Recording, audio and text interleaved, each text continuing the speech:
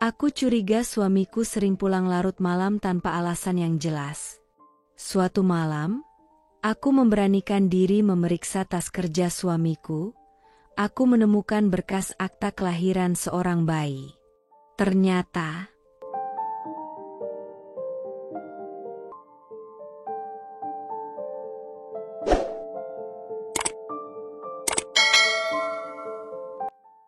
aku mulai merasakan sesuatu yang ganjil di dalam hatiku.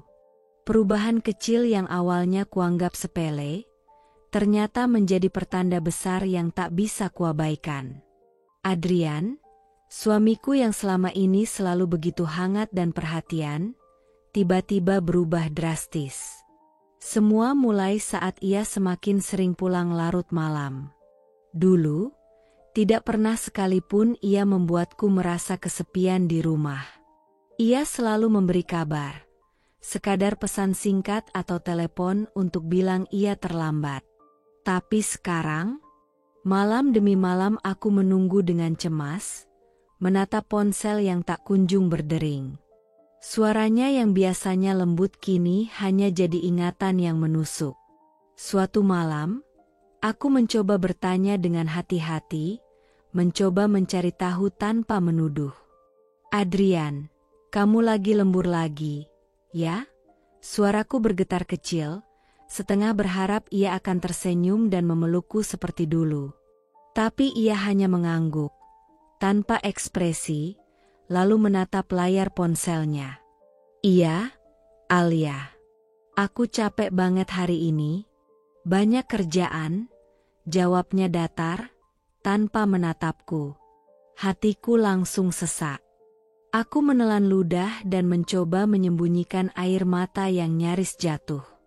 Tapi yang membuatku semakin tak tenang adalah aroma yang berbeda di tubuhnya. Parfum baru, tajam dan menguar seperti sesuatu yang asing di antara kami. Aku menelan rasa curiga yang mulai membesar.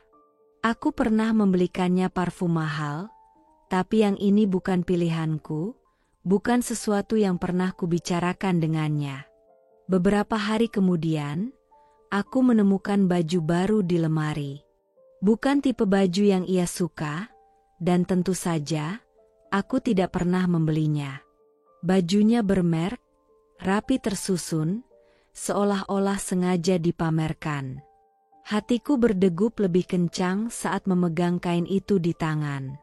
Malam itu, aku memberanikan diri untuk bertanya lagi, mencoba mengorek kebenaran meski takut akan jawaban yang akan kudapat. Adrian, baju ini siapa yang kasih? Tanyaku pelan, mencoba menjaga suara agar tidak terdengar menuduh. Ia menatapku sekejap, wajahnya berubah. Ada sesuatu yang kusam di matanya. Itu, dari kantor. Teman kerja. Jawabnya singkat, tapi ada nada yang berbeda, agak dingin, hampir menyembunyikan sesuatu. Aku menggigit bibir, menahan amarah dan sakit hati. Kenapa kamu jadi begini, Adrian? Kenapa kamu jadi jauh? Dulu, kamu selalu bercerita tentang hari-harimu padaku. Sekarang, aku seperti orang asing di rumah ini. Suaraku mulai bergetar, air mata akhirnya jatuh tanpa bisa kuhentikan. Aku butuh kamu. Aku butuh suamiku yang dulu, bukan yang ini. Ia diam, lalu menarik napas panjang. Alia, aku capek. Jangan bikin aku tambah stres. Perkataan itu menusuk hati. Aku merasa seperti ditolak, diabaikan oleh orang yang paling kucintai. Malam itu aku menangis dalam kesunyian, bertanya-tanya apa yang sudah salah dalam pernikahan kami. Apa yang membuat pria yang dulu kupercaya berubah menjadi seseorang yang dingin dan jauh? Setiap malam aku menunggu kepulangan Adrian dengan harapan yang semakin tipis. Namun, setiap kali ia masuk rumah, aku merasa seperti kehilangan dirinya sedikit demi sedikit. Aku tak tahu harus berbuat apa selain berharap agar semua ini hanyalah badai yang akan berlalu, dan cinta kami akan kembali seperti dulu. Tapi di dalam hatiku, ada suara kecil yang berbisik, bahwa sesuatu yang lebih buruk sedang menunggu di balik perubahan itu. Ada yang berubah. Bukan sekadar kebiasaan atau jadwal harian. Tapi ada sesuatu yang jauh lebih dalam. Sesuatu yang pelan-pelan menggerus ketenangan batinku. Rumah ini tidak lagi terasa seperti rumah. Dulu, setiap sudut rumah ini membawa jejak kehangatan kami. Tawa Adrian yang menggema di ruang tamu, candaannya saat kami memasak bersama di dapur, pelukannya yang erat ketika aku sedang lelah atau sedih. Semua itu kini tinggal bayang-bayang samar yang terasa makin menjauh. Kini yang ada hanya keheningan, senyap yang menyesakan, dan langkah kaki Adrian yang seperti tak mau lagi menyentuh dunia yang kami bangun bersama. Ia pulang, iya, tapi tanpa gairah, tanpa tanya, tanpa pelukan, tanpa sentuhan. Aku bahkan tak ingat kapan terakhir kali ia menggenggam tanganku atau membelai rambutku sebelum tidur seperti biasanya. Ia tidur membelakangiku, menarik selimut tanpa kata, seakan keberadaanku di sisinya hanya kebetulan yang tak penting. Dan ketika aku coba memeluk dari belakang, mencoba mencari kembali keintiman yang dulu begitu mudah kami bagi, ia malah perlahan menarik tubuhnya menjauh, seperti sentuhanku adalah beban yang tak ingin ia tanggung. Adrian, aku memanggilnya lembut suatu malam, ketika suasana kamar sudah sunyi, hanya terdengar suara jam dinding berdetak pelan. Kamu kenapa sih? Kenapa kamu berubah? Aku ini istrimu. Ia diam. Tak membalas. Bahkan tak bergeming. Aku mencoba lagi, suara mulai bergetar. Aku merasa kamu jauh. Aku merasa kamu gak sayang lagi sama aku. Apa aku salah? Apa aku ada yang kurang? Akhirnya ia menarik napas, tapi tetap tak menatapku. Hanya menjawab dengan suara datar yang membuat tubuhku gemetar. Kamu terlalu sensitif, Alia, katanya pendek. Aku capek. Jangan terlalu drama, ya. Aku tercekat. Kata-katanya menusuk lebih tajam dari pisau. Drama? Bisikku, menatap punggungnya yang kaku. Jadi perasaan aku ini cuma drama buat kamu, ya? Ia tidak menjawab. Dan itu lebih menyakitkan daripada kalimat apapun. Keheningan antara kami semakin menggema, seperti jurang yang makin dalam dan tak bisa lagi dijembatani. Sejak malam itu, segalanya berubah lebih dingin. Ia jarang menyentuh makanan yang sudah susah payah kupersiapkan. Meja makan kami, yang dulu penuh tawa dan cerita, kini hanya jadi ruang formal tanpa percakapan. Aku duduk sendiri, melihat piringnya yang tetap kosong, hanya menyisakan kekecewaan dan makanan yang mengering tanpa disentuh. Pernah suatu sore, aku menunggunya pulang dengan semangkuk sup ayam kesukaannya. Aku menaruh bunga kecil di meja, berusaha menciptakan kembali suasana hangat seperti dulu. Adrian, kamu pulang juga akhirnya, ucapku sambil tersenyum, meski senyum itu kupaksakan. Ia menggantung jasnya, menatap meja makan, lalu menggeleng. Aku udah makan di luar tadi, ucapnya cepat, seperti ingin menghindar. Hatiku hancur. Aku duduk kembali, menatap sup yang masih mengepul. Tapi, aku masak ini khusus buat kamu. Suaraku melemah, hampir tak terdengar. Ia hanya menghela napas dan berkata, lain kali aja, ya. Aku pengen istirahat. Lalu ia berjalan pergi. Tanpa ciuman, tanpa sentuhan, tanpa terima kasih. Aku tetap duduk di sana, mencoba menahan air mata yang semakin menggenang, lalu tumpah begitu saja. Aku merasa ditolak, diabaikan, dicintai secara sepihak. Rumah ini terasa asing. Dan yang paling menyakitkan adalah seseorang yang paling kau cintai bisa berubah menjadi orang yang membuatmu merasa sendirian, bahkan saat ia berdiri tepat di depanmu. Setiap malam, aku duduk di ruang tamu dalam keheningan yang menusuk. Lampu sengaja kupadamkan sebagian, hanya menyisakan temaram dari lampu sudut yang memantulkan bayangan samar ke dinding. Di sana aku menunggu, bukan karena aku tak punya hal lain yang bisa kulakukan, tapi karena hatiku penuh dengan tanya yang tak pernah terjawab. Jam menunjukkan pukul 11 malam. Dentingnya terdengar menggema, pelan tapi menghantam kesabaranku yang mulai menipis. Adrian belum juga pulang. Seperti malam-malam sebelumnya, aku menunggu dalam diam, mencoba menekan emosi yang berkecamuk dalam dada. Tapi malam ini berbeda. Ada bara dalam hatiku. Bara kecurigaan yang kian menyala. Sudah berhari-hari aku merasakan ada sesuatu yang disembunyikannya. Aku bukan perempuan bodoh. Perubahan sikapnya, tatapannya yang dingin, keterasingannya, semuanya adalah tanda yang terlalu nyata untuk diabaikan. Tapi yang paling membuat hatiku gelisah adalah ponsel itu. Ya, ponsel. Dulu, Adrian tak pernah keberatan saat aku meminjam ponselnya. Kadang ia bahkan meninggalkannya sembarangan di meja, di sofa, atau di kamar tidur tanpa rasa khawatir. Tapi sekarang, ia menjaganya seperti harta karun.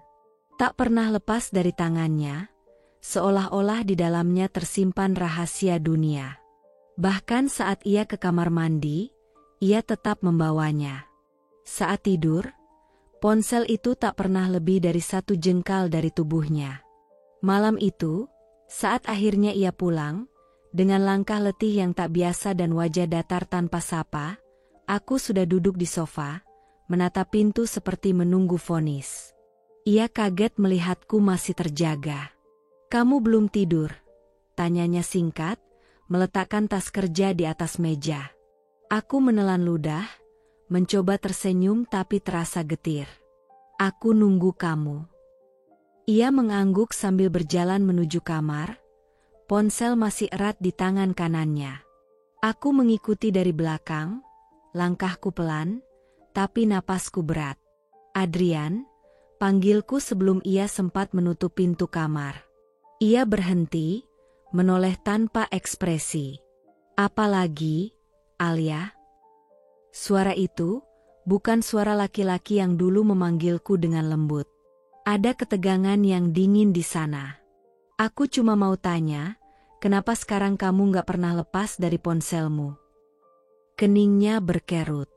"Apa maksudmu? Dulu kamu santai aja, kan? Tapi sekarang, bahkan ke kamar mandi pun kamu bawa." "Aku istrimu, Adrian. Aku berhak tahu kalau kamu menyembunyikan sesuatu." Ia tertawa kecil, tapi tawa itu tak punya kehangatan sedikit pun. "Kamu terlalu paranoid."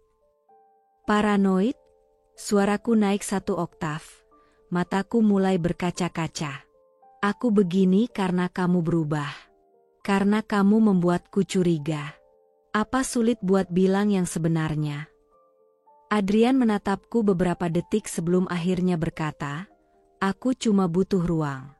Gimana kalau kamu berhenti mengorek-ngorek sesuatu yang gak ada?" Dan dengan itu, ia masuk ke kamar dan menutup pintu di depan wajahku. Aku berdiri terpaku di lorong yang gelap. Bibirku gemetar, dan butiran air mata mulai jatuh satu persatu. Aku merasa terlempar keluar dari kehidupannya. Seolah-olah aku adalah gangguan, bukan pasangan hidupnya. Malam itu aku tidur di sofa, memeluk lutut sendiri, mencoba mengingat kapan terakhir kali aku merasa dicintai. Dan untuk pertama kalinya, aku benar-benar bertanya, apakah cinta kami masih ada, atau hanya aku yang masih bertahan sendirian dalam rumah yang tak lagi berjiwa? Ada titik di mana cinta tak lagi hanya tentang mempercayai, tapi tentang bertahan, meski dengan luka yang makin dalam setiap harinya. Dan aku sudah melewati titik itu. Aku mulai mengawasi Adrian. Diam-diam. Dalam senyap. Bukan karena aku ingin menjadi istri yang curiga berlebihan, tapi karena setiap detik bersamanya kini penuh tanda tanya yang menggantung tanpa jawaban. Setiap malam, aku mencatat jam pulangnya. Kadang pukul 10 malam. Kadang hampir tengah malam. Selalu dengan alasan lembur, dan selalu dengan nada datar tanpa penjelasan lebih. Aku juga mulai memperhatikan aroma tubuhnya. Bukan aroma khas parfum yang dulu sering kupilihkan sendiri, aroma yang aku kenal dan cintai. Ini berbeda. Harumnya menusuk, mahal, tajam, dan asing. Terlalu feminin untuk seorang pria. Dan yang paling mengganggu, aroma itu kadang melekat sangat kuat, seperti ia habis berpelukan dengan seseorang. Aku menelan kecurigaan itu hari demi hari, seperti meneguk racun perlahan. Tapi rasa perihnya tidak pernah bisa kuabaikan. Sampai pada suatu malam, saat aku sedang membereskan pakaian kotornya, aku melihat sesuatu. Sebuah noda samar di kerah kemeja putihnya. Merah muda. Bukan noda makanan. Dan, ya Tuhan, itu seperti bekas lipstik. Tanganku gemetar saat memegang kemeja itu. Jantungku berdetak kencang, tubuhku panas dingin. Aku berusaha menenangkan diri, menolak semua kemungkinan buruk yang menari-nari di pikiranku. Jangan berprasangka. Belum tentu itu apa-apa. Aku berbisik sendiri, berusaha meyakinkan diriku sendiri, walau naluriku sebagai perempuan menjerit sebaliknya. Namun, tidak ada bukti yang benar-benar pasti. Semua hanya potongan-potongan kecil yang menggoda pikiranku, seperti puzzle yang setengah terbentuk tapi belum mampu menunjukkan gambar utuhnya. Tapi aku tahu, ada sesuatu yang disembunyikannya. Aku bisa merasakannya. Dalam sikapnya. Dalam tatapannya yang semakin sering menghindari mataku. Dalam pelukannya yang tak lagi ada. Dan malam itu, aku tak tahan lagi. Adrian baru saja pulang, meletakkan tas kerjanya di atas meja, lalu berjalan menuju kamar mandi. Begitu pintu tertutup dan suara air mulai mengalir, dadaku berdebar semakin cepat. Telapak tanganku basah. Napasku sesak. Tapi tekadku tak bisa lagi kubendung. Aku berjalan pelan ke ruang tengah, melihat tas kerja itu, hitam, besar, dan selama ini begitu tertutup bagiku. Tanganku meraihnya perlahan, dan dengan jantung seperti akan meledak, aku membuka resletingnya. Satu demi satu benda di dalamnya ku teliti. Laptop, berkas kantor, pulpen, dompet. Tak ada yang mencurigakan, sampai aku melihat sebuah amplop putih yang terselip di antara tumpukan map. Tanganku gemetar saat menariknya keluar. Amplop itu tidak tertutup rapat. Ada secari kertas kecil di dalamnya. Bukan surat, tapi nota. Nota dari sebuah toko perhiasan. Tertulis di sana, pembayaran lunas, kalung berliontin hati, custom engraving. Aku membeku. Mataku menyusuri tulisan di bagian bawah nota itu. Untuk S. Bukan untukku. Bukan untuk Alia. Tubuhku seperti disambar petir. Rasanya seperti dihantam batu besar yang menjatuhkan semua pertahanan yang selama ini susah payah kutegakkan. Tenggorokanku tercekat. Lututku nyaris tak mampu menopang tubuhku. Dari balik kamar mandi, terdengar suara air masih mengalir deras. Aku buru-buru mengembalikan nota itu ke tempat semula, menutup tasnya dengan tangan gemetar, lalu berlari ke kamar. Aku duduk di tepi ranjang, mencoba menahan air mata yang memaksa keluar. Suara gemericik air kini terdengar seperti gemuruh. Hatiku berdenyut sakit. Napasku tak beraturan. Dalam hati aku bertanya, nyaris berteriak. Siapa S itu? Siapa perempuan itu? Dan, kenapa bukan aku? Malam itu, udara terasa lebih dingin dari biasanya. Tapi dinginnya bukan dari angin malam atau cuaca, melainkan dari dada yang perlahan membeku, dari luka yang mulai mengangat tanpa peringatan. Setelah kejadian malam sebelumnya, hatiku tak kunjung tenang. Nota kalung berliontin dengan nama perempuan lain yang bukan aku, masih terbayang jelas. Tapi malam ini, Tuhan seakan memutuskan bahwa itu belum cukup untuk menjatuhkan dunia kecilku. Adrian tertidur lebih awal dari biasanya. Lelah, katanya.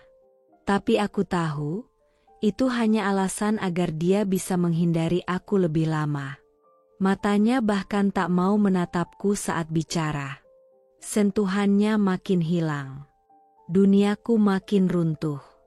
Dan malam itu, saat lampu kamar hanya menyisakan redup kuning, aku mendengar napas Adrian mulai berat dan teratur, tanda bahwa ia telah benar-benar tertidur.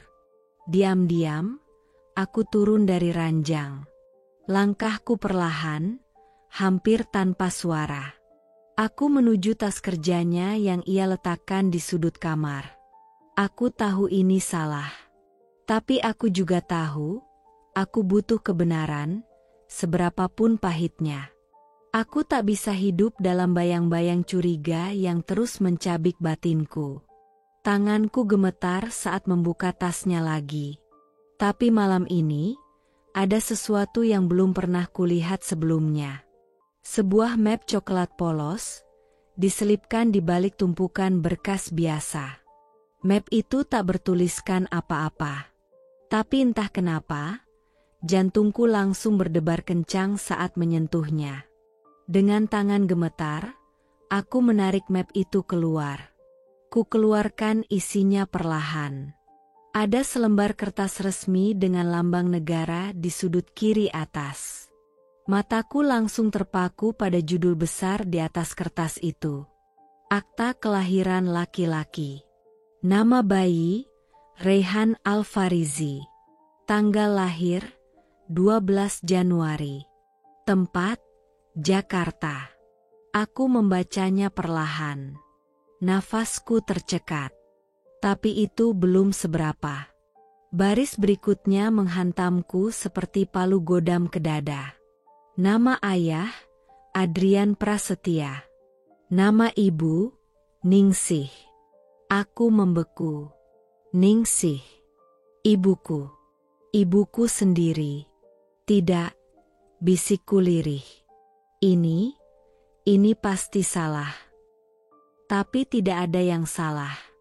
Semuanya tertulis jelas. Sah, resmi, legal, mustahil dipalsukan. Tubuhku lunglai. Aku terduduk di lantai, kertas itu masih tergenggam erat. Tangisku meledak. Tak bisa lagi kutahan. Isakan itu keluar begitu saja, memecah keheningan kamar yang sebelumnya tenang. Ya Tuhan!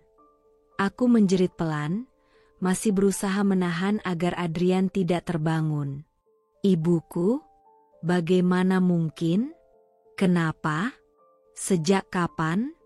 Apa maksud semua ini? Pertanyaan-pertanyaan itu berputar liar di kepalaku, tapi tak satu pun bisa kujawab. Tubuhku menggigil. Hatiku terasa dicabik, bukan lagi oleh tangan suamiku, tapi oleh pengkhianatan dari dua orang yang paling kupercaya dalam hidupku. Aku terisak, tersukur, lemah.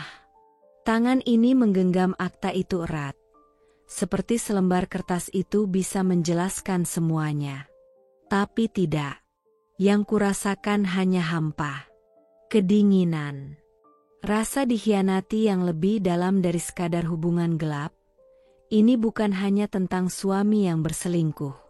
Ini tentang ibu yang melahirkan anak dari suamiku sendiri. Aku ingin muntah. Aku ingin bangun dari mimpi buruk ini. Tapi sayangnya, ini nyata. Semua ini nyata. Adrian bergumam dalam tidur, membalikkan badannya. Aku cepat-cepat bangkit, menghapus air mata, menyelipkan kembali akta itu, menutup tasnya seperti semula. Namun yang tak bisa kututup, adalah luka yang kini menjalar dalam diam ke seluruh jiwaku. Malam itu, aku menatap wajah suamiku yang tertidur. Damai, tenang, tak merasa bersalah sedikit pun.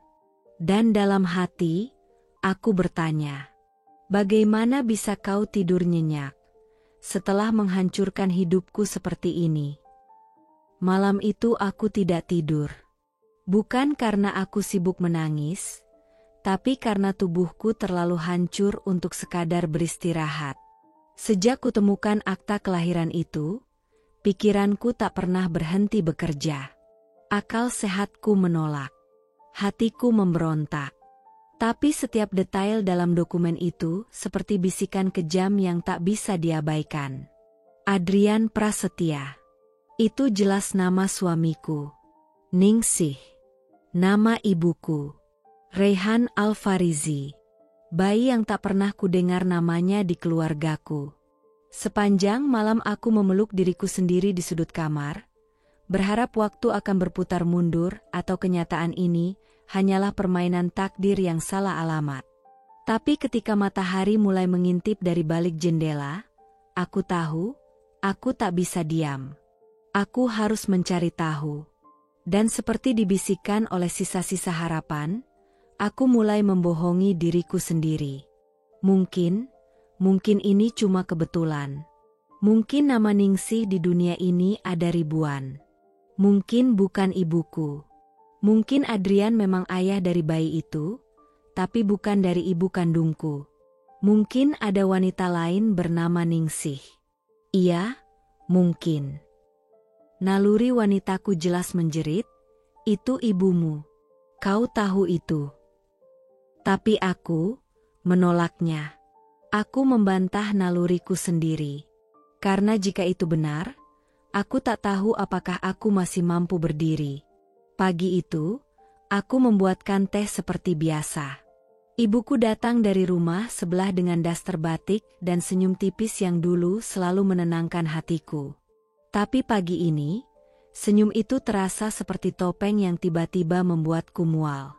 Aku memperhatikannya dengan seksama, tatapannya, gerak-geriknya, cara ia duduk dan membenarkan rambut. Tak ada yang aneh. Tapi itulah yang justru aneh. Terlalu biasa. Terlalu normal. Seolah-olah tidak ada yang terjadi. Aku mencoba bersikap santai. Seolah pagi ini seperti pagi biasanya. Seolah hatiku tidak compang-camping di dalam. Tapi dadaku sesak. Tanganku berkeringat. Dan akhirnya dengan suara pelan, tapi penuh getaran, aku berkata, "Bu, kemarin aku mimpi aneh." Ibuku menoleh, tertarik. Mimpi apa? Aku tersenyum kecil, palsu. Aku mimpi ada bayi lucu, namanya Reyhan Alfarizi. Sekilas. Hanya sekilas, ekspresi wajah ibu berubah. Senyumnya hilang. Wajahnya menegang. Tangannya yang sedang memegang gelas teh tiba-tiba bergetar. Gelas itu jatuh. Pecah di lantai. Air teh mengalir, mengotori ubin. "Apa kamu bilang tadi?" Suaranya tercekat. Aku menatapnya lurus-lurus. Namanya Reyhan Alfarizi. Lucu. Ya, Bu? Nama siapa? Ya, itu. Wajah ibu pucat. Matanya tak bisa menatapku. "Maaf, tanganku licin." Katanya terburu-buru, menunduk, meraih pecahan gelas sambil menghindari tatapanku. Tapi aku melihat semuanya. Aku melihat ketakutan di matanya. Aku melihat kepanikan yang berusaha ia sembunyikan. Naluri dalam diriku menguat. Menjerit. mengguncang seluruh pertahananku. Bukan kebetulan. Itu memang dia.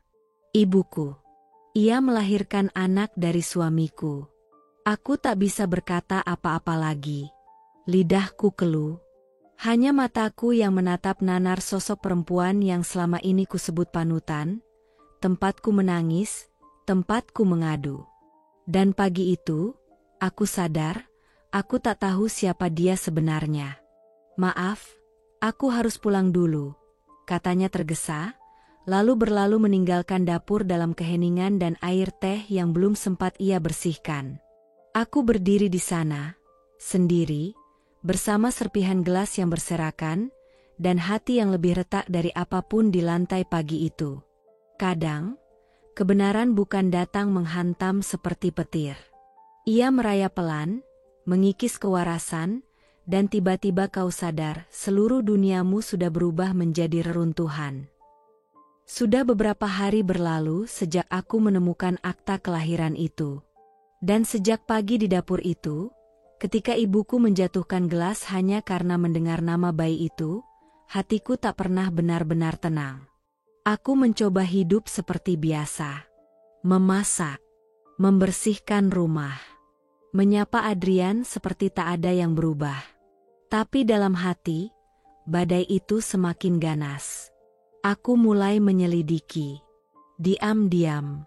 Malam-malam kulalui dengan membuka kembali galeri ponsel, mencari foto-foto slip transfer yang sempat kuambil saat memeriksa tas Adrian. Salah satu dari foto itu membuat mataku terpaku. Ada nama penerima dan alamat lengkap rumah kontrakan.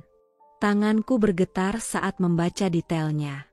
Bukan nama yang ku kenal, tapi alamat itu nyata. Dan hari itu, saat Adrian berkata singkat, "Aku ada meeting siang ini, jangan tunggu makan ya." Aku tahu itu waktunya. Perjalanan menuju kebenaran.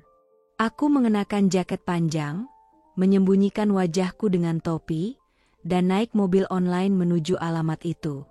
Sepanjang perjalanan, aku duduk di sudut, membisu.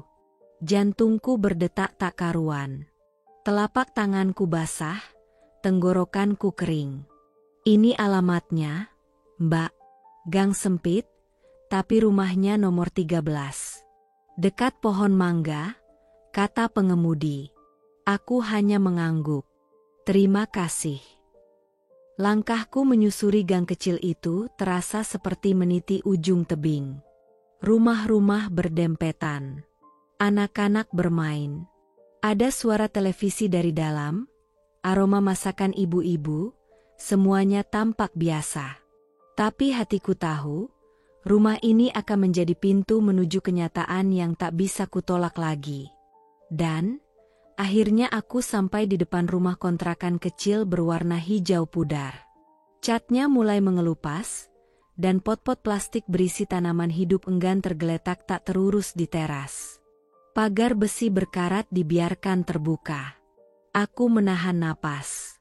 Dan di sana, di bangku plastik di teras, duduklah seorang perempuan muda dengan wajah teduh namun letih. Di pelukannya, seorang bayi laki-laki. Bayi itu tertawa, riang, dengan lesung pipi yang begitu familiar. Aku menatapnya lama. Mataku panas.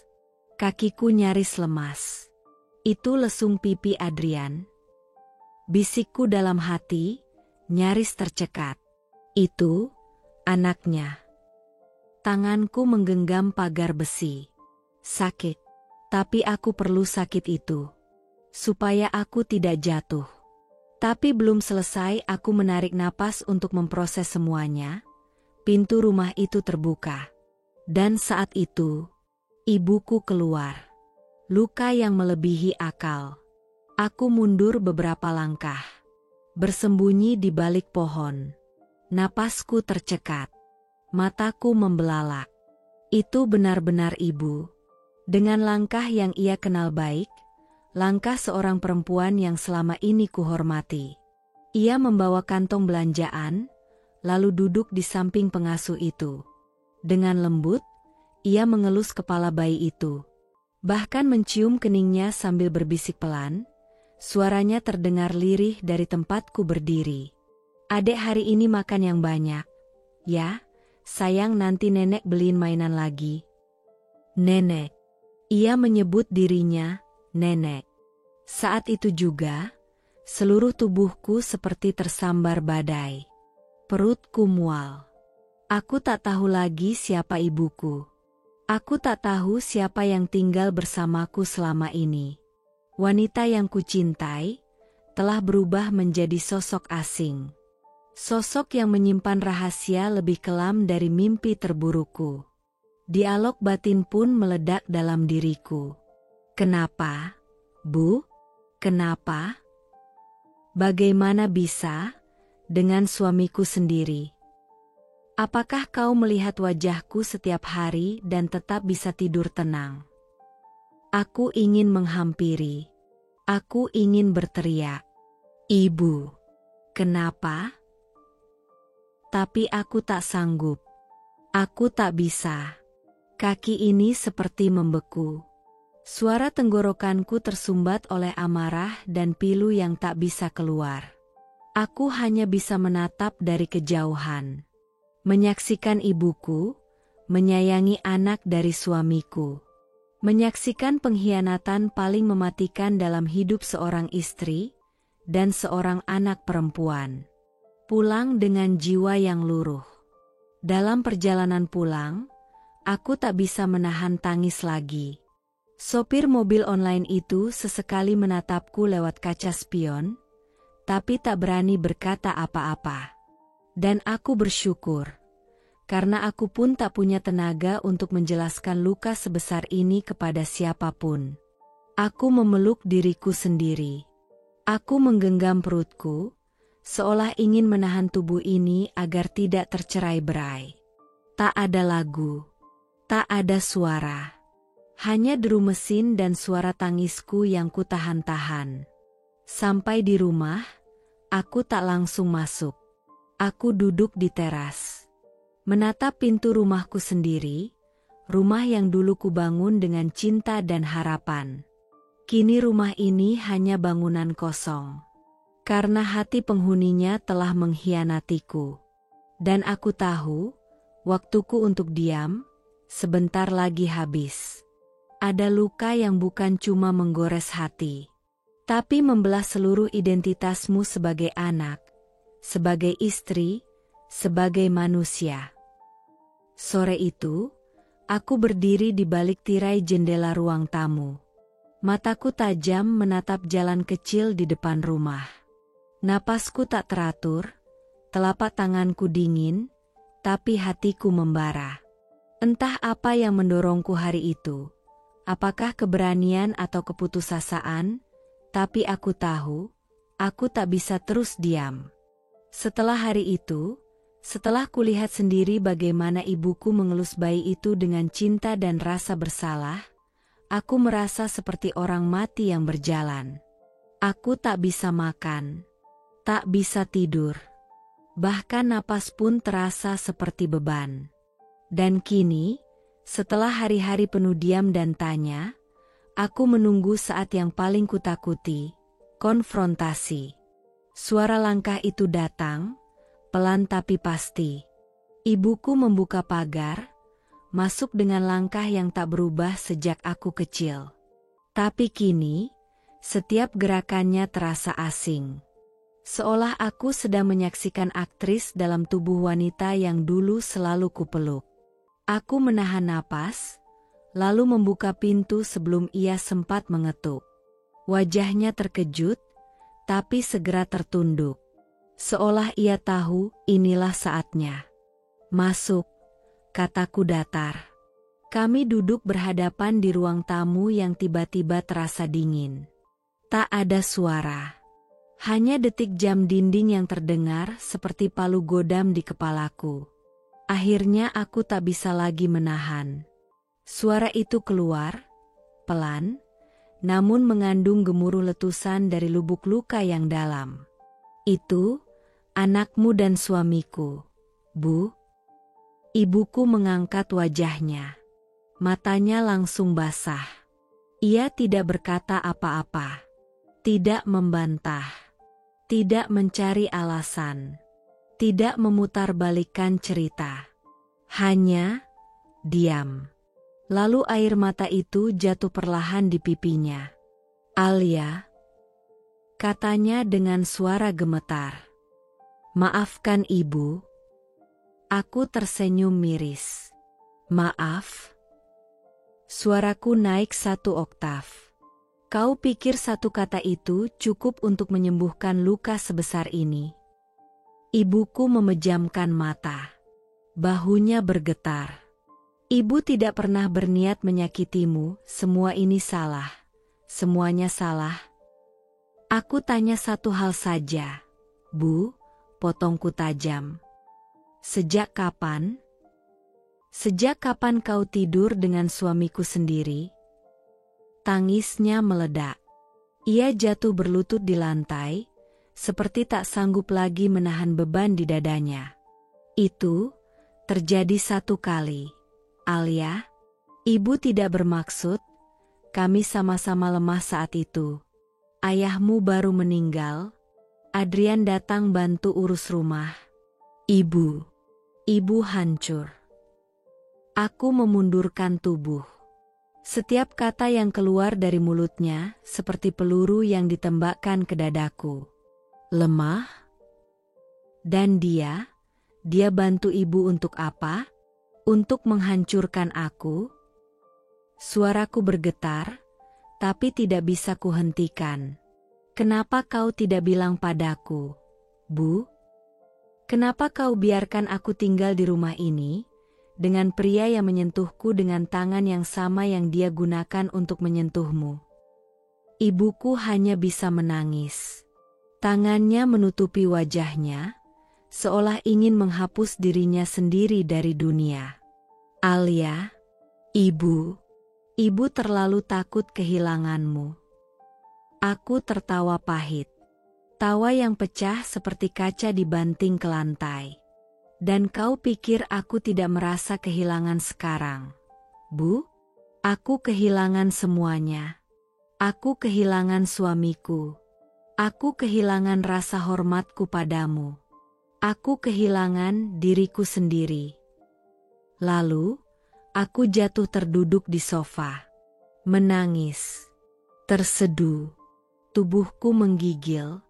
"Ibu, kau harus tahu, aku lebih baik kau tampar, kau maki, kau tinggalkan, daripada kau hianati seperti ini." Tangisan kami memenuhi ruangan. 2 perempuan yang dulunya saling mencintai, kini hanya bayangan retak dari hubungan yang tak bisa lagi kembali utuh. Akhirnya, ibuku berkata pelan, "Kalau kamu mau benci ibu, bencilah. Tapi jangan biarkan luka ini menghabisi kamu, Nak." Aku tak menjawab. Mataku sudah tak mampu melihat dengan jernih. Dalam diam, aku sadar. Ini bukan akhir dari semuanya. Tapi ini awal dari luka yang akan membekas seumur hidup. Tak ada yang lebih menyakitkan dari menyaksikan orang yang kau percaya tidak hanya menghancurkan hatimu, tapi juga membenarkannya tanpa penyesalan. Malam itu udara dingin menusuk, tapi tubuhku jauh lebih dingin. Bukan karena cuaca, tapi karena kata-kata yang akan keluar dari mulut suamiku, pria yang dulu kucintai dengan segenap jiwa, dan kini menjadi sosok yang bahkan tak bisa kutatap tanpa ingin berteriak. Aku menunggunya di ruang tengah, dalam diam yang mencekam. Lampu remang-remang membuat ruangan terasa asing, seolah rumah ini bukan lagi rumahku. Pukul 9:20. Adrian membuka pintu dengan santai. Seolah tak terjadi apa-apa. Seolah ia hanya pulang dari rutinitas biasa. Seolah tidak ada luka besar yang baru saja kubuka hari ini. Ia tertegun melihatku duduk di kursi rotan. "Alia," katanya datar, meletakkan tas kerjanya. "Kamu belum tidur?" Aku menatapnya tajam. Napasku mulai memburu. Tapi aku tahu, aku harus bicara. Sekarang. atau aku akan hancur dalam diam. Aku tahu segalanya, Adrian, kataku pelan, tapi tegas. Aku menahan air mata yang menggenang, tapi tak kuizinkan jatuh. Tidak malam ini, aku tak mau terlihat lemah di hadapan dia. Adrian menoleh, keningnya berkerut. Tahu apa? Jangan pura-pura bodoh. Suaraku meninggi. Aku tahu kamu punya anak. Dan aku tahu, ibuku adalah ibunya. Adrian terdiam. Tidak ada ekspresi kaget. Tidak ada pembelaan. Hanya diam. Hening yang menusuk. Lalu ia mendesah. Matanya menatap ke arah jendela, tidak menatapku. Alia, katanya akhirnya. Kamu gak akan paham. Aku tertawa lirih. Paham? Paham apa? Jelaskan padaku, Adrian. Coba jelaskan. Apa yang harus kupahami dari kenyataan kalau suamiku tidur dengan ibuku sendiri? Ia duduk di sofa, menyandarkan tubuh. Seperti seseorang yang lelah, tapi bukan karena bersalah. Melainkan karena ketahuan.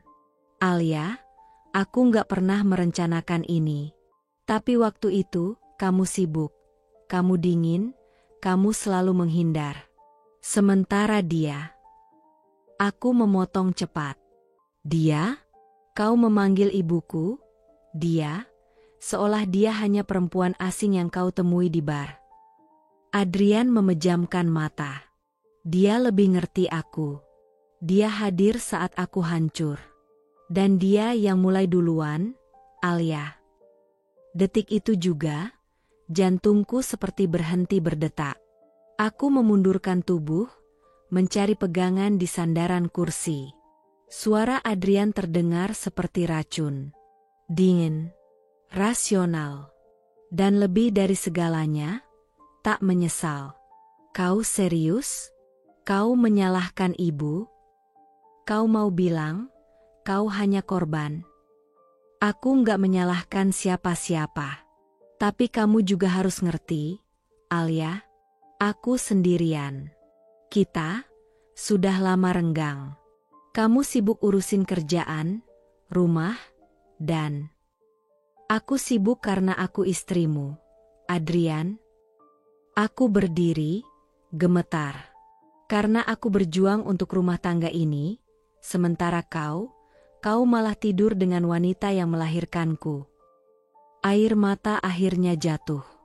Tak bisa kutahan lagi, suaraku pecah. Kau bilang dia lebih mengerti? Tuhan, aku ingin muntah. Kau tahu nggak, seberapa najis rasanya hidup bersama kalian setelah ini? Adrian berdiri juga. Wajahnya kaku. Aku nggak nyangka kamu akan tahu secepat ini. Aku menatap matanya, mata yang dulu penuh cinta. Kini kosong. Tak ada penyesalan. Tak ada permintaan maaf. Hanya sebuah pengakuan yang dingin dan menjijikkan. Aku nyesel kamu tahu. Tapi aku nggak nyesel pernah merasa dimengerti. Dan itulah saatnya. Saat aku tahu, hatinya sudah mati untukku. Aku memalingkan wajah. Mengusap air mata yang terus mengalir, meski kutahan dengan semua harga diriku. Mulai malam ini, jangan tidur di kamar kita lagi. Kataku dingin. Dan jangan harap aku bisa melihatmu sebagai suamiku lagi. Adrian tidak menjawab. Ia hanya mematung. Tapi aku tak peduli. Hatiku sudah hancur terlalu dalam untuk peduli. Aku berjalan ke kamar. Menutup pintu. Lalu menangis tanpa suara. Karena terkadang, yang lebih menyakitkan dari dikhianati, adalah melihat orang yang mengkhianatimu merasa pantas melakukannya. Saat semua dunia terasa runtuh, dan tubuh yang menanggung luka paling dalam, terkadang yang tersisa hanya tangisan yang tak berujung. Hari itu terasa berat, seperti langit mendung yang menekan dada tanpa ampun. 4 bulan aku mengandung janin yang kuharap bisa menjadi penyejuk luka hati, pengikat cinta yang semakin retak. Tapi tekanan yang mendera, keputusasaan yang tak tertahankan, perlahan-lahan menggerogoti kekuatanku. Pagi itu aku terbangun dengan rasa sakit di perut yang makin lama makin menusuk. Kupandangi perutku yang membuncit dengan penuh harap dan cemas. Tapi rasa sakit itu seperti peringatan kelam yang tak bisa kuabaikan. Aku nggak boleh lemah, bisikku pelan, seolah meyakinkan diri. Tapi tubuhku memberontak. Setiap kali aku berusaha berdiri, rasa sakit makin menjadi. Keringat dingin membasahi dahiku. Nafasku tercekat. Aku melangkah terseret ke kamar mandi, tangan gemetar memegang dinding. Ya Tuhan, tolong lindungi anakku, jangan biarkan aku kehilangan dia. Aku berdoa lirih, suara hampir tersengal. Tiba-tiba, aku merasakan sesuatu yang dingin dan lengket mengalir di sela jemariku. Aku memandang ke bawah, dan air mata langsung tumpah tanpa kuundang. Darah segar bercampur dengan air mata, membasahi lantai keramik dingin. Aku terjerit, nyaris terjatuh. Kepalaku berputar, tubuhku lunglai. Tolong aku. Aku menggenggam lantai dengan sekuat tenaga, berusaha berdiri tapi tubuhku tak mau diajak bekerja sama. Rasa sakit yang menusuk perut seolah ingin merenggut nyawaku. Aku berteriak, suara pecah antara kesakitan dan ketakutan. Tapi rumah ini hampa. Adrian, suamiku, tak ada. Ibuku, terkurung di kamar, menutup diri dari semua kenyataan yang mengoyak hidup kami. Aku menggigil, tubuh bergetar hebat. Anakku, maafkan Mama, aku tak bisa melindungimu. Suaraku parau, nyaris patah. Tangisku meledak, suara nyaring bergema di kamar mandi yang sepi. Detik demi detik berlalu dengan lambat. Darah terus mengalir, begitu juga air mataku yang tak kunjung kering. Aku jatuh terduduk di lantai dingin, menggendong tubuh sendiri yang tak berdaya. Beberapa jam kemudian, aku terbangun di ruang putih rumah sakit yang dingin dan tak bersahabat. Suara mesin BF di samping ranjang menghantam kesunyian. Aku menatap langit-langit, pikiran kosong. Seorang perawat datang menghampiri. Wajahnya lembut tapi matanya menyeratkan kesedihan. Ibu Alia, kami sudah melakukan yang terbaik. Tapi kehamilan ibu tidak tertolong, katanya dengan suara pelan penuh empati. Aku mengangguk pelan. Tak ada air mata kali ini, hanya kehampaan yang mengalir dalam dada. Rasanya seperti seluruh jiwa ini dikuras sampai habis. Malam itu aku duduk sendiri di kamar rumah. Sunyi, gelap, hanya remang lampu yang mengisi ruang itu. Aku berbicara pada udara, seperti mencoba mengisi kekosongan hati, meski tahu tak ada yang akan menjawab. Aku kehilanganmu, Nak. Aku sangat mencintaimu. Suara bergetar. Aku menutup wajah dengan kedua tangan, menahan tangis yang kembali membanjir. Tiba-tiba pintu terbuka pelan. Ibuku masuk, wajahnya sayu dan penuh penyesalan. Dia duduk di sampingku.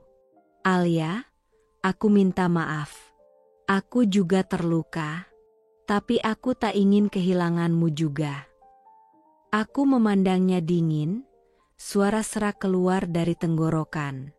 Ibukah yang hancurkan semua ini? Atau aku sendiri yang tak cukup kuat?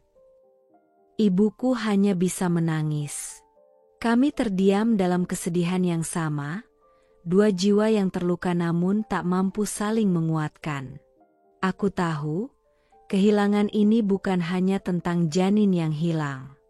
Ini tentang patahnya harapan. Kehancuran sebuah keluarga. Runtuhnya rasa percaya yang dulu kukira abadi. Kadang, untuk bisa berdiri lagi, kita harus menerima bahwa luka terdalam bukan hanya yang baru kita rasakan, tapi yang selama ini tersembunyi dalam diam.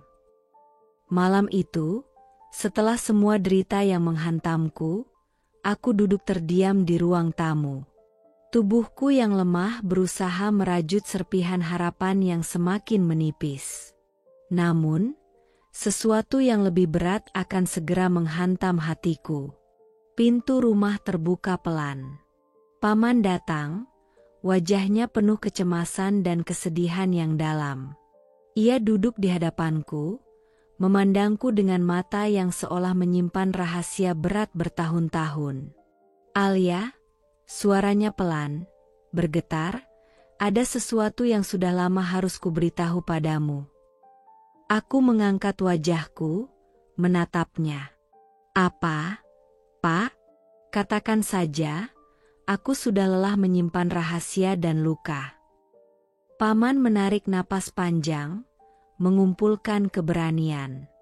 "Kamu tahu, ayahmu meninggal bukan hanya karena sakit biasa. Dia meninggal karena serangan jantung." Aku mengangguk pelan, ingatan tentang hari itu masih samar tapi mengerikan. "Tapi yang kau tidak tahu," lanjutnya, suaranya menahan rasa sakit, "hari itu, ayahmu memergoki ibumu, berselingkuh di rumah." Aku terdiam, jantungku berdegup keras seperti ingin melompat keluar dari dada.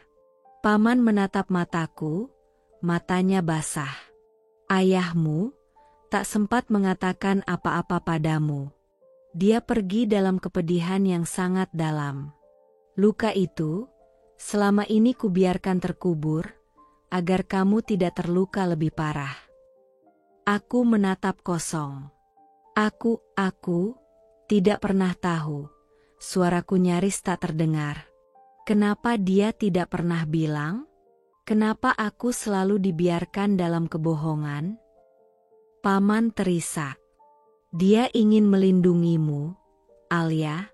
Tapi aku tahu, kebenaran ini harus keluar, agar kau bisa memahami kenapa semuanya jadi begini." Tangisku pecah. Jadi, semua ini, semuanya tentang pengkhianatan yang sudah lama terjadi? Ibuku yang selalu kupercaya ternyata? Paman mengangguk pelan. "Aku sangat menyesal, Alia. Aku berharap aku bisa mencegah semua ini. Aku merasakan dunia seakan runtuh di hadapanku. Luka lama yang selama ini kusembunyikan bersama harapan dan kepercayaan, kini terbuka lebar." Aku menunduk, membiarkan air mata jatuh tanpa mampu kuhalangi lagi. Semua pengkhianatan yang kurasakan sekarang, ternyata bukan hanya dari suamiku dan ibuku, tapi dari akar keluargaku sendiri. Aku bertanya dalam hati, bagaimana aku bisa melanjutkan hidup setelah mengetahui semua ini? Apakah aku akan terus hancur oleh luka yang tak berujung? Ketika luka terdalam muncul dari mereka yang paling dekat, maka langkah untuk melindungi diri pun dianggap sebagai pengkhianatan. Aku berdiri di ruang tamu rumah kami, tubuhku gemetar, napas berat menahan amarah dan kesedihan yang bercampur jadi satu. Mataku tak bisa berbohong, semuanya sudah terlihat jelas. Aku tahu apa yang harus kulakukan. "Ibu," suaraku bergetar, tapi tegas. "Aku sudah tahu semuanya. Aku tak bisa terus berpura-pura seolah semuanya baik-baik saja." Aku menatap wajah ibu yang dulu penuh kasih, tapi kini penuh kepalsuan. Aku harus meminta ibu pergi dari rumah ini." Ibu terdiam, pandangannya kosong, seperti sosok yang kehilangan kekuatan. Ia menarik nafas panjang, suaranya serak dan nyaris tak terdengar. "Laras, kamu mengusir ibumu sendiri." Matanya mulai berkaca-kaca, tapi tetap ada dingin yang tak bisa kuabaikan. "Aku tidak mengusir ibu karena aku durhaka," jawabku, menahan air mata agar tak jatuh. "Aku mengusir ibu karena aku harus melindungi diriku, rumahku, dan masa depanku yang kau hancurkan dengan diam dan kebohongan. Hari-hari setelah itu berubah menjadi neraka bagiku.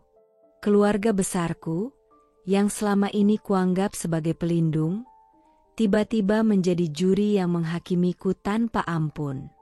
Di depan mereka aku berdiri sendirian, dilempari kata-kata pedas dan tuduhan yang menusuk jiwa. "Anak durhaka," teriak salah satu paman dengan nada menghakimi. "Kamu tidak tahu apa itu balas budi. Ibumu sudah tua, kenapa kamu tega mengusirnya? Itu dosa besar. Nak, jangan sampai Tuhan marah karena perbuatanmu," lanjutnya dengan suara keras yang menggema di ruang itu. Aku menatap mereka, mata mereka penuh kecaman, tapi mereka tak pernah tahu apa yang terjadi di balik pintu tertutup rumah ini.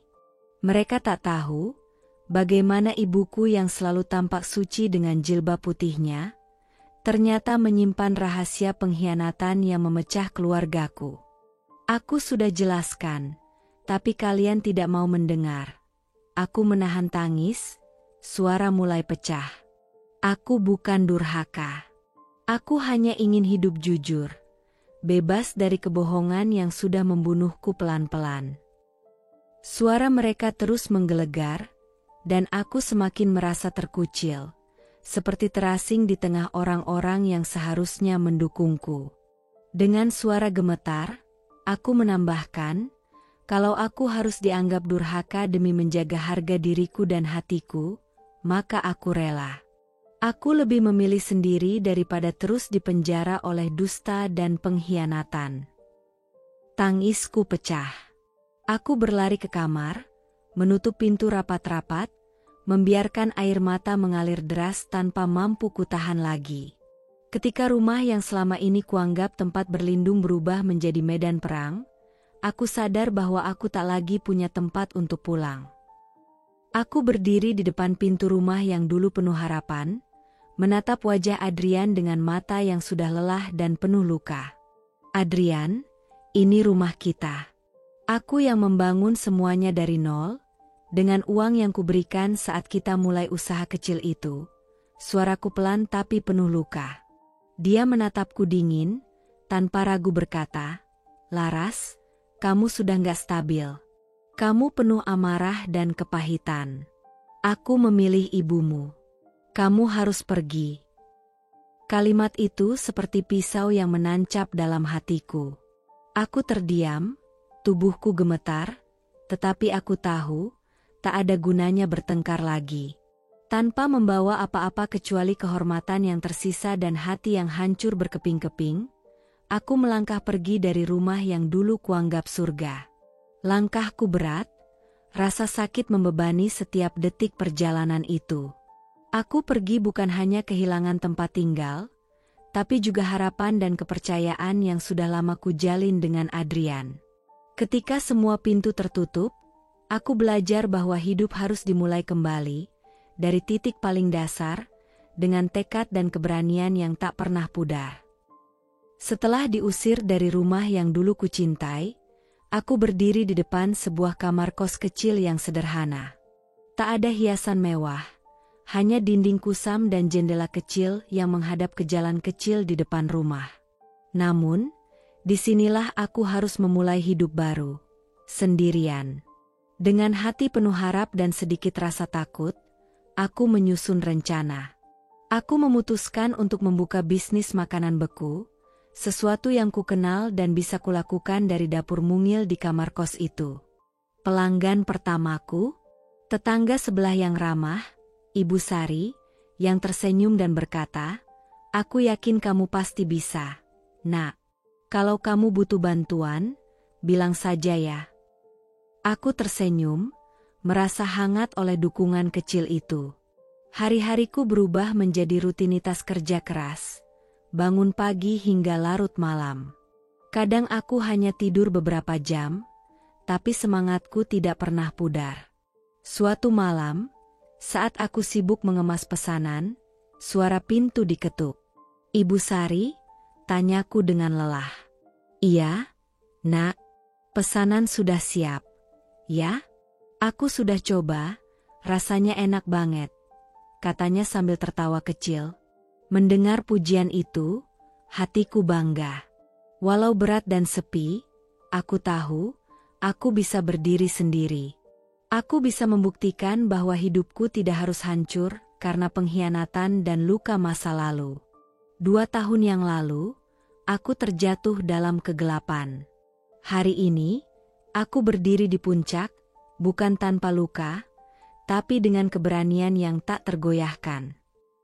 Waktu berjalan begitu cepat. 2 tahun telah berlalu sejak aku meninggalkan rumah itu, membawa hanya kepahitan dan mimpi yang nyaris pupus. Namun hari ini, aku berdiri dengan bangga di hadapan cermin, mengenakan setelan kerja yang rapi dan senyum yang dulu hampir hilang dari wajahku. Bisnisku berkembang pesat. 3 cabang makanan beku kini tersebar di beberapa kota kecil di sekitar. Aku menerima telepon dari stasiun TV lokal yang ingin mewawancarai tentang perjalanan hidup dan usahaku.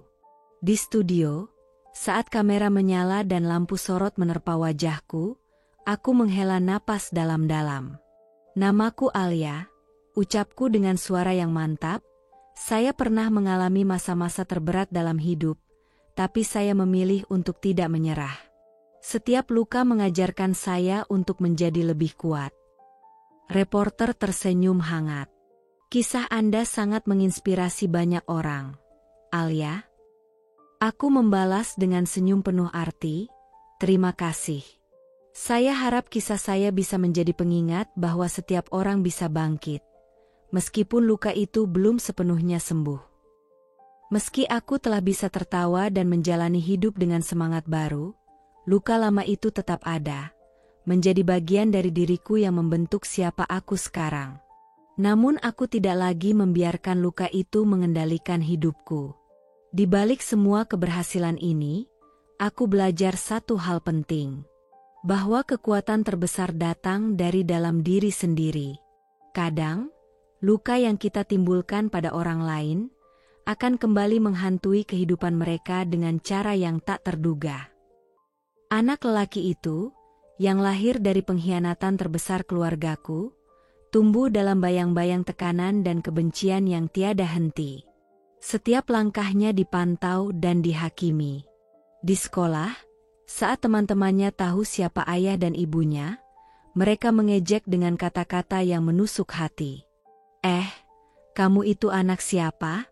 Kok bisa punya ayah sama ibu yang aneh begitu? Desahan dan tawa kasar selalu menyambutnya di lorong-lorong sekolah. Rasa malu dan kemarahan berkecamuk dalam dirinya. Dia yang seharusnya berhak mendapatkan cinta dan perlindungan, malah menghadapi dunia yang kejam dan penuh cemoohan. Suatu sore, aku mendengar kabar yang membuat jantungku hampir berhenti. Anak itu kabur dari rumah. Usianya baru 10 tahun, tapi rasa sakit yang ia tanggung sudah terlalu besar. Ketika kutemui orang tua angkatnya, ibu pengasuh yang dulu kujumpai di kontrakan itu, mereka mengisahkan betapa si anak sudah lama berubah. Ia memberontak, menolak bicara, bahkan tak mau lagi kembali ke rumah yang penuh luka itu. Aku termenung, menatap langit malam yang gelap, sambil menahan air mata. Karma mulai membalas, bukan hanya pada mereka yang berbuat salah, tapi pada generasi yang tak berdosa yang harus menanggung akibatnya. Apakah ini yang seharusnya aku rasakan? Pikirku dalam hati. Betapa pengkhianatan itu tidak hanya menghancurkan hidupku, tapi juga merusak masa depan seorang anak kecil yang tak pernah memilih untuk terlibat. Ketika luka terlalu dalam, kadang satu-satunya cara adalah menghilang dan mencari arti hidup yang baru di tempat yang jauh dari masa lalu. Hari-hari berlalu dengan ketegangan yang tak pernah reda di rumah itu. Anak itu, yang sejak kecil harus menanggung beban aib keluarganya, memilih jalan yang paling sulit, pergi jauh, meninggalkan semua yang pernah ia kenal. Sebuah surat datang, tertulis dengan huruf yang tegak tapi penuh amarah dan keputusasaan. Kepada ayah dan nenek, aku muak. Aku bukan hasil cinta, Aku hasil aib yang kalian sembunyikan. Aku pergi jauh, mencari arti hidup yang tak ternoda oleh kebohongan dan pengkhianatan. Jangan cari aku. Aku ingin hilang. Adrian dan ibuku membacanya dengan wajah yang kusut dan penuh penyesalan. Mereka terdiam, tahu bahwa anak itu sudah memilih jalan yang tak bisa mereka ikuti. Setelah surat itu, keheningan yang menyesakkan menyelimuti rumah itu. Tak ada kabar, tak ada jejak. Seolah anak itu benar-benar lenyap dari dunia mereka. Pencarian dimulai, tapi seolah sia-sia. Yayasan kemanusiaan yang menjadi tempatnya bernaung pun tak mampu mengungkap keberadaannya saat ini. Aku duduk sendiri di kamar, menatap surat itu, air mata mengalir tanpa henti. Anak itu, aku tak pernah bisa melindunginya, bisikku lirih, dan sekarang ia memilih hilang dari semua luka ini. Ketika kesombongan dan rahasia kelam terbuka, maka runtuhlah semua yang selama ini dibangun dengan penuh keserakahan. Berita tentang skandal keluarga kami menyebar luas, merusak reputasi Adrian dengan cepat. Investor yang dulu berbaris untuk mendukung bisnisnya, satu persatu mundur, meninggalkan Adrian dengan tumpukan utang dan kehancuran. Aku mendengar kabar itu dari teman lama, dengan nada prihatin. Adrian sudah jatuh. Laras, bisnisnya ambruk total. Aku terdiam, bayangan masa lalu kembali membayangi.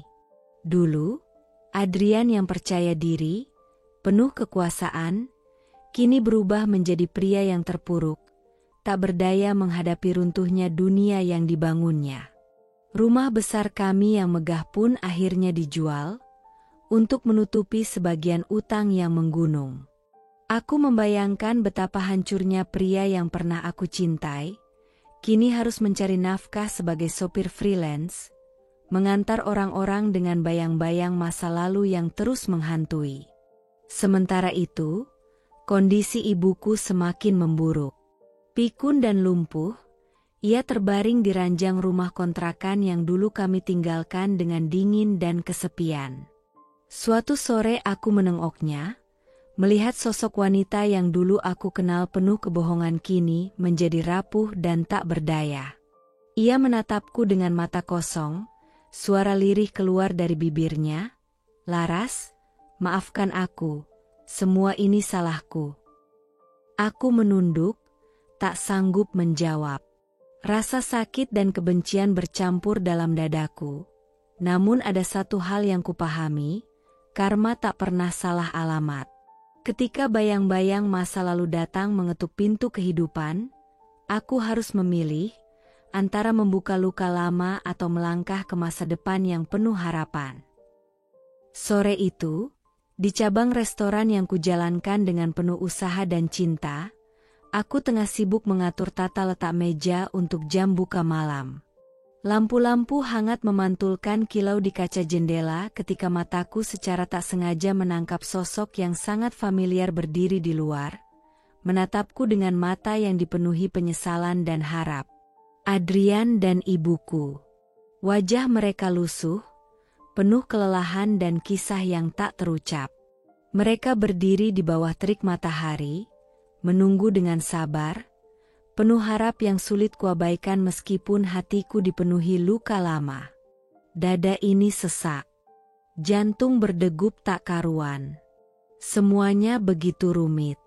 Mereka, yang dulu pernah menghancurkan dunia kecilku, kini berdiri di depan pintu yang pernah kusebut rumah, berharap aku mau membuka dan menerima mereka kembali. Aku melangkah pelan, suara langkahku bergema di lantai kayu restoran. Ketika aku berdiri tepat di hadapan pintu, aku menatap mereka sebentar. Mataku bertemu mata ibuku yang berusaha mengumpulkan keberanian, suaranya bergetar saat memecah hening. "Laras, tolong, dengarkan kami." Adrian menunduk, suaranya pelan, "Aku tahu aku tak pantas, tapi aku ingin memperbaiki semuanya." Tapi aku hanya menatap mereka dengan tatapan dingin. Sebuah dinding yang kukeraskan dari semua luka dan pengkhianatan. Sudah terlambat, kataku dengan suara bergetar menahan amarah dan kesedihan. Aku sudah lelah menunggu permintaan maaf yang tak pernah tulus. Lalu aku berbalik, membiarkan pintu tertutup perlahan di belakangku. Dari belakang, aku merasakan pelukan hangat yang menguatkan. Suamiku yang kini berdiri di sampingku, pria yang selama ini menjadi pelindung dan penopang hati yang hancur. Jangan biarkan masa lalu merenggut kebahagiaanmu lagi, Alia, bisiknya lembut, kamu pantas bahagia, pantas dicintai dengan tulus. Aku memejamkan mata sejenak, menarik napas dalam-dalam. Pelukan itu menjadi tempatku pulang. Tempatku merasa aman dan dihargai. Meski luka itu masih ada, aku tahu aku harus memilih masa depan, bukan bayang-bayang yang terus membelenggu. Malam itu, aku belajar bahwa terkadang, mencintai diri sendiri berarti menolak mereka yang pernah menyakitimu dan membuka lembaran baru dengan keberanian dan harapan. Aku belajar bahwa luka itu tak selalu harus sembuh. Kadang, luka itu sendiri yang menguatkan kita. Pagi itu, sinar matahari mulai merayap masuk melalui jendela kamar, menyapu perlahan setiap sudut ruangan yang sederhana tapi penuh makna. Aku duduk di tepi balkon, menatap langit biru yang luas tanpa batas, mencoba menenangkan pikiran yang masih berputar dengan segala kisah yang pernah kulewati. Bayangan masa lalu datang silih berganti, pengkhianatan suami yang dulu kuanggap cinta sejati, pengkhianatan ibuku sendiri yang mengoyak hatiku sampai nyaris hancur berkeping-keping, dan kehilangan anak yang entah kemana ia pergi. Namun, kini aku berdiri di sini, bukan sebagai perempuan yang rapuh, melainkan sebagai sosok yang tegar dan kuat. Aku tak lagi membiarkan luka itu menjadi rantai yang mengikat langkahku. Dengan suara pelan tapi penuh keyakinan, aku mengucap, aku tidak dendam pada mereka. Aku tidak lupa, tapi aku memilih berdamai dengan semua luka ini. Karena aku percaya, Tuhan tidak pernah tidur. Suamiku yang kini menjadi teman hidupku duduk di sampingku, merangkul bahuku dengan lembut. Kamu luar biasa, Alia, bisiknya penuh haru. Dari luka yang dalam itu, kamu malah tumbuh menjadi wanita yang lebih kuat dan penuh harapan.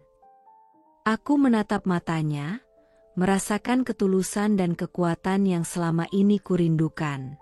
Aku belajar bahwa balasan Tuhan datang pada waktunya. Aku tak perlu membalas dengan kebencian, karena Tuhan sudah menyiapkan keadilan yang adil dan sempurna. Air mataku menetes perlahan, bukan karena kesedihan, tapi karena rasa syukur dan kekuatan yang semakin membara di dalam dada. Hari ini aku berdiri bukan sebagai korban, bukan sebagai wanita yang hancur, tapi sebagai pemenang yang berhasil bangkit dari reruntuhan hidupnya.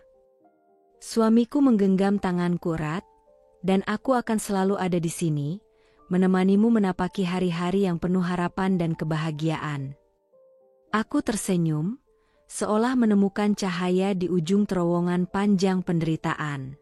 Luka itu memang tak selalu harus sembuh, tapi aku yakin, luka itu bisa jadi kekuatan terhebat yang pernah kumiliki. Karma itu memang pasti datang, meski kadang lewat jalan yang tak terduga. Hari-hari berlalu dengan tenang di rumahku yang hangat dan penuh cinta. Adrian dan ibuku, kini mereka tinggal di sebuah rumah kontrakan kecil, yang sunyi dan sepi. Tak ada tawa anak-anak yang mengisi ruangan, tak ada cinta yang hangat menyelimuti mereka. Mereka hidup dalam bayang-bayang kesepian, ditinggalkan bahkan oleh keluarga sendiri yang dulu selalu mereka anggap sebagai sandaran. Suatu sore, aku duduk di teras bersama suamiku dan dua anak kembar kami yang riang bermain di halaman. Suamiku menggenggam tanganku, matanya penuh kasih dan bangga melihat apa yang telah kami bangun bersama. Alia, bisiknya lembut, Kamu telah melewati semua badai itu dengan kepala tegak. Aku sangat bangga padamu. Aku tersenyum, mengusap lembut pipi salah satu anak kami. Dulu aku pernah menangis, diusir, dianggap durhaka. Tapi lihat aku sekarang. Aku bukan hanya bertahan, aku menang. Ada sebuah kehangatan di dalam dadaku, rasa damai yang dalam. Aku tahu, hari ini aku yang mereka cari saat kesulitan datang menghampiri. Dalam hening, aku mengucapkan kata-kata itu, hanya untuk diriku sendiri. Karma itu pasti datang. Kadang lewat tanganmu sendiri. Kadang lewat waktu yang tak bisa kau kejar. Tapi, karma pasti datang. Aku menarik napas panjang, memejamkan mata sejenak, dan membuka lembaran baru dalam hidupku yang penuh harapan dan cinta sejati. Kisah Alia adalah perjalanan panjang penuh liku, dari pengkhianatan, luka mendalam, hingga kebangkitan yang luar biasa. Ia mengajarkan kita bahwa dalam hidup, luka bukan hanya untuk disembuhkan, tapi bisa menjadi sumber kekuatan yang mengantarkan pada kemenangan sejati. Meski dikhianati oleh orang terdekat, Alia memilih berdamai dengan masa lalunya, belajar memaafkan tanpa harus melupakan. Ia membuktikan bahwa kebahagiaan sejati datang dari keberanian untuk memulai kembali, dan keteguhan hati untuk tidak membiarkan luka menghancurkan. Karma, sebagai hukum kehidupan, akan datang pada waktunya, bukan sebagai pembalasan kasar, tapi sebagai keadilan yang berjalan dengan caranya sendiri. Alia kini hidup bahagia dengan keluarga barunya, menatap masa depan penuh harapan, sambil tetap menyimpan pelajaran berharga dari masa lalu. Cerita ini mengingatkan kita bahwa kekuatan terbesar bukanlah menghindari luka, melainkan bangkit dari setiap jatuh dan melangkah maju dengan penuh keyakinan.